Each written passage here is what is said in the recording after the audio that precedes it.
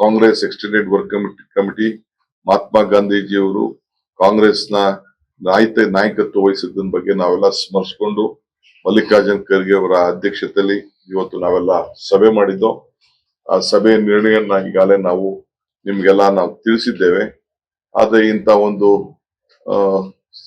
ತೊಂದರೆ ಆದ ದೃಷ್ಟಿಯಿಂದ ನಾಳೆ ಏನು ನಾವು ಇಟ್ಕೊಂಡಿದ್ದಂತ ಜೈ ಬಾಪು, ಜೈ ಭೀಮ್, ಜೈ ಸಂವಿಧಾನದ ಏನ್ ಬೃಹತ್ ಸಮಾವೇಶ ಏನ್ ನಾವು ಇಟ್ಕೊಂಡಿದ್ದೇವೆ ಅದನ್ನ ನಾವು ಸದ್ಯಕ್ಕೆ ರದ್ದು ಮಾಡಿದ್ದೇವೆ.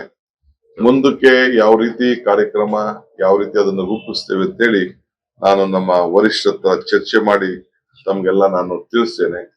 ಈಗ ನಾನು ಎಲ್ಲ ನಮ್ಮ ನಾಯಕರುಗಳಿಗೆ, ರಾಜ್ಯದ ವಿವಿಧ ಮೂಲೆಯಿಂದ ಬರುವಂತ ನಾಯಕರುಗಳಿಗೆ ನಾನು, ಯಾಕೆಂದ್ರೆ ಅವರೆಲ್ಲ ವಾಹನಗಳಲ್ಲಿ ಹೊರಟಿರ್ತಾರೆ, ಅನೇಕ ಸಿದ್ಧತೆಗಳನ್ನ ಮಾಡ್ಕೊಂಡಿರ್ತಾರೆ, ಎಲ್ಲರೂ ಕೂಡ ನಾನು ಮನವಿ ಮಾಡ್ಕೊಳ್ತಾ ಇದ್ದೇನೆ.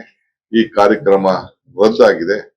ಆದ್ರೆ 10:30 ಗಂಟೆ 11 ಗಂಟೆ 10:30 ಗಂಟೆ ಸಂದರ್ಭದಲ್ಲಿ ನಾವು ಅದೇ ಒಂದು ಏನು ವೇದಿಕೆ ನಿರ್ಮಾಣ ಮಾಡಿದ್ದೇವೆ ಆ ಜಾಗದಲ್ಲೇ ಅವ್ರಿಗೆ ಗೌರವನ್ನ ಸಲ್ಲಿಸುವಂತ ಕಾರ್ಯಕ್ರಮವನ್ನ, ಯಾಕಂದ್ರೆ ಯಾರ್ಯಾರು ಇದ್ದೀರಿ ಅವರೆಲ್ಲರೂ ಕೂಡ ಪಾಲ್ಗೊಳ್ಬೇಕು ಅಂತೇಳಿ, ಯಾಕಂದ್ರೆ ಬಹಳ ಜನ ಹೊರಗಡೆಯಿಂದ ಬಂದ್ಬಿಟ್ಟಿದ್ದಾರೆ. ಅವರೆಲ್ಲರೂ ಕೂಡ ಗೌರವನ ಸಲ್ಲಿಸುವಂತ ಒಂದು ಅವಕಾಶವನ್ನ ಮಾಡಿಕೊಡ್ಬೇಕಾದ್ದು ನಮ್ಮ ಕರ್ತವ್ಯ. ಸೊ ಅದೇ ವೇದಿಕೆಯಲ್ಲಿ 10:30 ಗಂಟೆಗೆ ಬೆಟರ್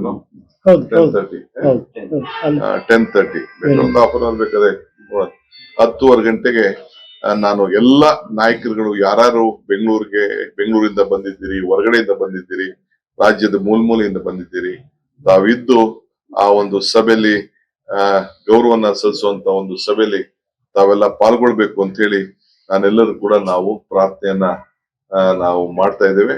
ಮತ್ತು ನಮ್ಮ ಪ್ರೋಟೋಕಾಲ್, ನಮ್ಮ ಟೀಮ್ ಏನಿದೆ ಕೆಪಿಸಿಸಿ ಅವರು, ನಾವು ಹೊರಗಡೆಯಿಂದ ಸುಮಾರು ಈಗಾಗಲೇ 140 ಜನ ಎಂಪಿಗಳು ಬಂದಿದ್ದಾರೆ, ಲೀಡರ್ಸ್ ಬಂದಿದ್ದಾರೆ.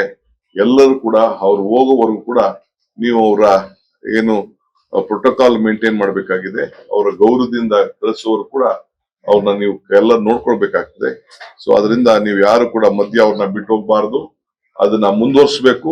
ಕೊನೆ ಫ್ಲೈಟ್ ಅವ್ರಿಗೆ ಹಚ್ಚೋವರೆಗೂ, ಅವ್ರ ಊರಿಗೆ ತಲುಪೋವರೆಗೂ ಕೂಡ ನೀವು ಅವ್ರನ್ನ ಮೊದಲಿಂದ ಏನು ನಿಮ್ಗೆ ಜವಾಬ್ದಾರಿ ವಹಿಸಿದ್ದೋ ಆ ಕೆಲಸನ ಮುಂದುವರ್ಸ್ಬೇಕು.